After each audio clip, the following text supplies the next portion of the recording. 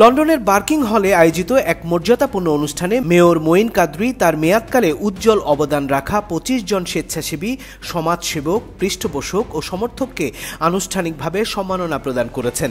২৯ এপ্রিলের এই আয়োজনকে নাগরিক দায়িত্ববোধ ও সামাজিক সংহতির এক উৎকৃষ্ট উদাহরণ হিসেবে অভিহিত করা হয়েছে।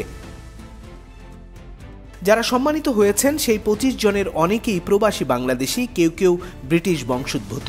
তারা বরার শিক্ষা, স্বাস্থ্য, তরুণদের উন্নয়ন, খাদ্য সহায়তা, সাংস্কৃতিক সংহতি ও পরিবেশের উন্নয়নে নিবেদিতভাবে কাজ করেছেন।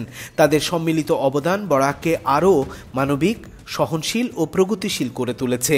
তাই সম্মাননা প্রদান অনুষ্ঠানটি শুধু কৃতজ্ঞতা প্রকাশের অনুষ্ঠানই ছিল না, বরং এটি ছিল সমাজের সামাজিক ও সামষ্টিক দায়িত্ববোধের চর্চা এবং স্বীকৃতির একটি উজ্জ্বল উদাহরণ। মেয়র মঈন কাদরী তাদের হাতে সম্মাননা তুলে দেন। আলহামদুলিল্লাহ, আমরা আল্লাহ শুকরিয়া আদায় করি যে আল্লাহর রহমতে আজকে সুন্দরভাবে আজকের অ্যাওয়ার্ড অনুষ্ঠান শেষ হইল। আমার সিলেক্ট করার দায় আমি মেয়র এবং মেয়র টিম এবং সারা বড়া সকলকে আমি ধন্যবাদ জানাইলাম। অনেক ধন্যবাদ বার্কিং অ্যান্ড ড্যাগেনহামের মেয়রকে এত সুন্দর একটি আয়োজন করবার জন্য এবং আমাদের রেকগনাইজ করার জন্য, আমাদের কাজকে মূল্যায়ন করবার জন্য অনেক কৃতজ্ঞ। এই প্রোগ্রামে আমাকে সিলেক্ট করার জন্য প্রথমেই ধন্যবাদ জানাচ্ছি মেয়রকে। আর মেয়র ওনার টিম ওয়ার্ক অ্যান্ড লিডারশিপ সত্যি একটা চমৎকার আয়োজন। অনুষ্ঠানে মেয়র কাদেরী বলেন, বার্কিং ও ড্যাগেনহামের অগ্রগতির পেছনে কার্যকর শক্তি হলো মানুষের আন্তরিকতা ও তাদের সম্মিলিত অংশগ্রহণ। যারা নিঃস্বার্থভাবে কাজ করেছেন, এই সম্মান তাদের প্রাপ্য। আমরা যদি অপরকে সম্মান করতে পারি, আমরাই সম্মানিত হব।